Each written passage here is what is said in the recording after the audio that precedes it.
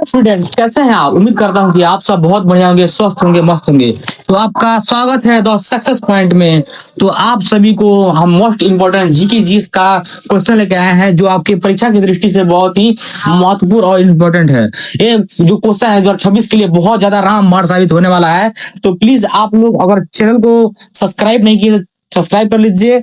जो Telegram channel में पूरा पीडीएफ है, इसका पीडीएफ पूरा टेलीग्राम चैनल में जाएगा। और आप फेसबुक चलाते हैं तो फेसबुक पे भी फॉलो कर लीजिए, इंस्टाग्राम चलाते हैं तो इंस्टाग्राम पे भी फॉलो कर लीजिए। तो चलिए फटाफट बिना समय को गवाए हुए हम लोग क्वेश्चन को स्टार्ट करते हैं। तो हमारा पहला सवाल रहा ए कि हड़प्पा सभ्यता की खोज किसने की थी?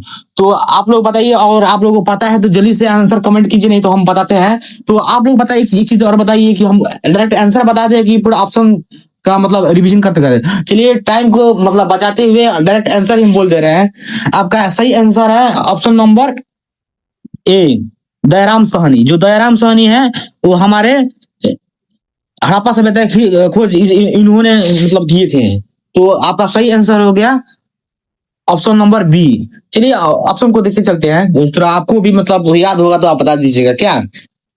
तो क्वेश्चन नंबर रहा दूसरा, दिल्ली के किस सुल्तान ने लॉ एवं रक्त की नीति का अपमानित किया था? जो दिल्ली के कौन मतलब सुल्तान थे जो रक्त एवं लॉ की नीति का अपमानित किए थे? तो ऑप्शन ए है इतुलुतमिश, ऑप्शन बी है बलन, ऑप्शन सी है अलाउद्दीन खिलजी, ऑप्शन डी है मोहम्मद बिन तुगलक। तो आपको क्या आपको आंसर पता है तो आप कमेंट कीजिए, नहीं तो हम अब आंसर बताए। तो आपका आंसर राइट आंसर होगा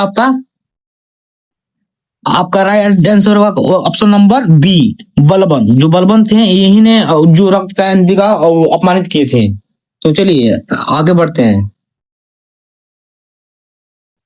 क्वेश्चन नंबर 3, किस मुगल शासक को जिंदा पीर कहा गया था? जो मतलब कौन से मुगल थे इनको जिंदा पीर कहा जाता है, कहा भी गया था। तो आपका ऑप्शन ए है अकबर, ऑप्शन बी है जहांगीर, ऑप्शन सी है शाहजहां, ऑप्शन डी है औरंगजेब। तो आपका राइट आंसर है ऑप्शन नंबर सी। जो ऑप्शन नंबर सी नहीं है बाबू, ऑप्शन नंबर डी। जो का राइट आंसर है वो होगा ऑप्शन नंबर डी। तो ऑप्शन नंबर डी को हम लोग टिक करते हैं, ऑप्शन नंबर डी आपका सही राइट आंसर है। तो चलिए अब आगे देखते हैं नेक्स्ट क्वेश्चन। क्वेश्चन नंबर 4, 1857 के विद्रोह के समय भारत का गर्व जर्नल कौन था? जो भारत गर्व जर्नल है वो कौन थे? तो हमारा राइट आंसर है, क्या आपको पता है? जल्दी से कमेंट में बताइए बिना लीड किए हुए। तो आपका ऑप्शन ए है लॉर्ड कैडिन, आपका ऑप्शन बी है लॉर्ड हेड हाउजी डॉलहाउजी सॉरी, आपका ऑप्शन सी है लॉर्ड लिटन, आपका ऑप्शन डी है लॉर्ड कर्जन। तो आपका राइट आंसर है ऑप्शन नंबर ए। तो ऑप्शन नंबर ए को हम लोग टिक करते हैं, लॉर्ड कैनिन। यही हमारे मतलब 1857 के विद्रोह के समय भारत का गौरव जर्नल थे, यही थे। चलिए हम लोगों का चौथा नंबर क्वेश्चन कंप्लीट हुआ और हम लोग नेक्स्ट क्वेश्चन के आगे तरफ बढ़ते हैं। भारतीय राष्ट्रीय कांग्रेस की स्थापना कब हुई थी? तो भारतीय राष्ट्रीय कांग्रेस की स्थापना कब हुई थी? तो ऑप्शन ए है 1885, ऑप्शन बी है 1895, ऑप्शन सी है 1905, ऑप्शन डी है 1915। आपका राइट आंसर हो गया ऑप्शन ए। जो ऑप्शन ए है वो हम लोग का बिल्कुल सही है। ऑप्शन ए हम लोग का बिल्कुल सही है। मतलब यही 1885 में हुआ था। चलिए क्वेश्चन नंबर देखते हैं 6, स्वराज मेरा जन्मसिद्ध अधिकार है, यह नारा किसने दिया था? तो आपका राइट आंसर पता है तो आप कमेंट कीजिए, नहीं तो हम बताते हैं। तो आपका ऑप्शन ए है महात्मा गांधी, ऑप्शन बी है सुभाष चंद्र बोस, ऑप्शन सी है बाल गंगाधर तिलक, ऑप्शन डी है भगत सिंह। तो आपका राइट आंसर है ऑप्शन नंबर सी। तो आपका option number C right answer है। तो ऑप्शन नंबर सी को हम लोग टिक करेंगे। तो चलिए ऐसे आगे बढ़ते हैं। अगर आप बाबू आप लोगों को पीडीएफ चाहिए इसका तो हम टेलीग्राम पे दे देंगे, बिल्कुल फ्री पीडीएफ है। और कोई भी आपको प्रॉब्लम है तो प्लीज आप लोग कमेंट जरूर कीजिएगा। और मेरे से कोई त्रुटि हो जा रहा है तो प्लीज आप लोग माफ कर दीजिएगा। ट्राई कर रहे हैं, प्रयास कर रहे हैं कि कुछ मेरे से त्रुटि ना हो। चलिए गलती इंसान से ही होता है। आगे बढ़ते हैं। क्षेत्रफल की दृष्टि से भारत का विश्व में कौन सा स्थान है?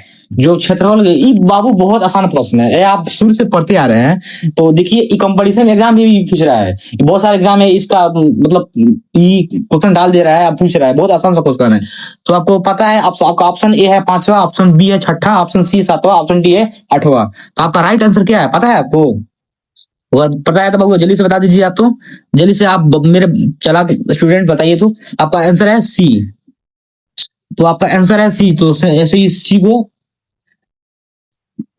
राइट कीजिए। चलिए, ऑप्शन क्वेश्चन नंबर 8, भारत की सबसे लंबी नदी कौन सी है? जो भारत है सबसे, मतलब भारत की सबसे लंबी नदी कौन सी है? तो आपको पता है तो आंसर कमेंट कीजिए। तो ऑप्शन ए है गंगा, ऑप्शन बी है गोदावरी, ऑप्शन सी है ब्रह्मपुत्र, ऑप्शन डी है सिंधु। तो आपका राइट आंसर हो गया, आपका राइट आंसर हो गया ऑप्शन नंबर ए। ऑप्शन नंबर ए सही है, गंगा। क्वेश्चन नंबर 9, कर्क रेखा भारत के कितने राज्यों से होकर गुजरती है? तो आपका ऑप्शन ए है 6, ऑप्शन बी है 7, ऑप्शन सी है 8, ऑप्शन डी है 9। तो आपका राइट आंसर है ऑप्शन नंबर सी, जो भारत भारत 8 कर्क राज्यों से होकर गुजरती है। आपका ऑप्शन हो गया option number C, 8 right answer. चलिए, आगे की ओर बढ़ते हैं। क्वेश्चन नंबर 10, भारतीय संविधान सभा के अध्यक्ष कौन थे? ये बहुत आसान प्रश्न है बाबू।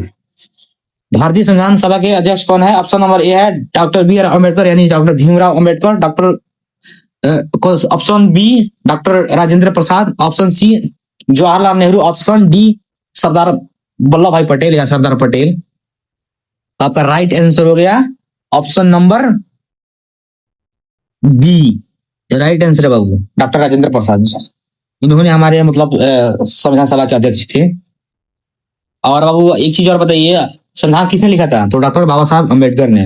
संविधान कब लागू किया गया पता है आपको? तो संविधान लागू कब किया गया, जल्दी से बताइए तो आप लोग। कब किया गया? 26 जनवरी और 26 जनवरी, और बोलिए आप, 26 जनवरी 1950 को। ये सब याद करने वाला चीज है बाबू, इसको आप लोग याद करते जाइएगा, ठीक है। तो देखिए, क्वेश्चन नंबर 11, तो पर ये सब बहुत इंपॉर्टेंट क्वेश्चन है। संविधान सभा के अनुच्छेद में धन विधेयक को परिभाषित किया गया है। तो आपका ऑप्शन ए है अनुच्छेद 110 में, ऑप्शन बी अनुच्छेद 112 में, ऑप्शन सी है अनुच्छेद 123 में, ऑप्शन डी है अनुच्छेद 360 में। तो आपका राइट आंसर पता है? आपका राइट आंसर है ए, अनुच्छेद 110 में। चलिए आगे कर बढ़ते हैं। भारत के राष्ट्रपति को पद से हटाने की प्रक्रिया का क्या कहलाती है? ऑप्शन ए है अविश्वास प्रस्ताव, ऑप्शन बी है महाभियोग, ऑप्शन सी है अस्थगत प्रस्ताव, ऑप्शन डी इनमें से कोई नहीं। तो आपका राइट आंसर है ऑप्शन बी, महाभियोग। महाभियोग है, यही हटा सकते हैं। चलिए अब आगे बढ़ते हैं। भारत में नीली क्रांति का संबंध किस क्षेत्र है? किस क्षेत्र से है? भारत में नीली क्रांति का संबंध किस क्षेत्र से है? आपका ऑप्शन है कृषि से, ऑप्शन बी है मछली पालन से, ऑप्शन डी है दूध मतलब दूध से, दूध उत्पादन से, ऑप्शन डी है अंतरिक्ष अनुसंधान से। तो आपका राइट आंसर हो गया option number A, sorry option number B, मछली पालन से नीली क्रांति। चलिए राइट आगे बढ़ते हैं। क्वेश्चन नंबर 14, भारतीय रिजर्व बैंक का मुख्यालय कहाँ है, यानी आरबीआई का मुख्यालय कहाँ है? आपका राइट आंसर पता है तो कमेंट कीजिए। तो आपका ऑप्शन ए है नई दिल्ली, ऑप्शन बी है मुंबई, ऑप्शन सी है कोलकाता, ऑप्शन डी है चेन्नई। तो आपका राइट आंसर हो गया ऑप्शन बी, मुंबई। आरबीआई का मुख्यालय वहीं पे है, मुंबई में। चलिए क्वेश्चन नंबर देखते हैं 15, भारत में जीएसटी कब लागू किया गया था? जो भारत, बाबू बहुत आसान प्रश्न है, हाल ही में लागू किया गया था। भारत में जीएसटी कब लागू किया गया था? तो आपका ऑप्शन ए है 1 जुलाई, ऑप्शन बी है 1 अप्रैल, ऑप्शन सी 1 जनवरी, ऑप्शन एक है 1 जुलाई 2017, ऑप्शन बी है 1 अप्रैल 2017, ऑप्शन सी है 1 जनवरी 2018, ऑप्शन डी है 1 जुलाई 2016। तक ऑप्शन राइट आंसर है ऑप्शन ए, 1 जुलाई 2017, जो हाल फिलहाल की बात है। तो आप लोग इसको भी जरूर याद करते जाइएगा। चलिए आगे कर बढ़ते हैं। क्वेश्चन नंबर 16, प्रकाश वर्ष किस मात्रक है? प्रकाश वर्ष किसका मात्रक है? तो आपका राइट आंसर पता है तो आप जल्दी से बताइए। बहुत आसान प्रश्न बाबू, मतलब परीक्षा में पूछता है। तो चलिए, तो आपका ऑप्शन ए है समय, ऑप्शन बी है दूरी, ऑप्शन सी है गति, ऑप्शन डी है ऊर्जा। तो आपका राइट आंसर हो गया ऑप्शन नंबर बी, दूरी। तो चलिए एक बार सक्सेस पॉइंट को फॉलो सब्सक्राइब कर लीजिए, अभी क्वेश्चन है अभी। तो आगे बढ़ते हैं। न्यूटन के नियम को, क्वेश्चन नंबर 17, न्यूटन के नियम को जड़त्व का नियम भी कहा जाता है। आपका ऑप्शन ए है प्रथम नियम, ऑप्शन बी है द्वितीय नियम, ऑप्शन सी है तृतीय नियम, ऑप्शन डी है चतुर्थ नियम। आपका राइट आंसर है ऑप्शन नंबर ए, प्रथम नियम। चलिए आगे बढ़ते हैं।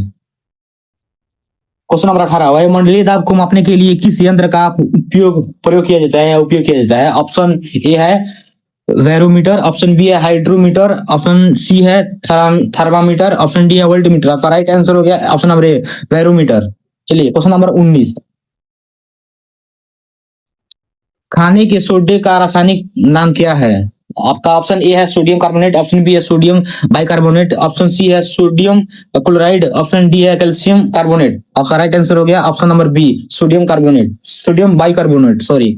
चलिए आपका नेक्स्ट प्रश्न, पुस्का का पावर हाउस किसे कहा जाता है। ये बायोलॉजी का बहुत मोस्ट इंपॉर्टेंट क्वेश्चन है। चलिए तो बताइए। तो आपका ऑप्शन ए है राइबोसोम, ऑप्शन बी है माइटोकॉन्ड्रिया, ऑप्शन सी है लाइबोसोम, ऑप्शन डी है गोल्जी का। आपका राइट आंसर हो गया ऑप्शन बी, माइटोकॉन्ड्रिया। चलिए तो आपका क्लास खत्म हो गया। तो आज की क्लास के लिए बहुत बहुत धन्यवाद।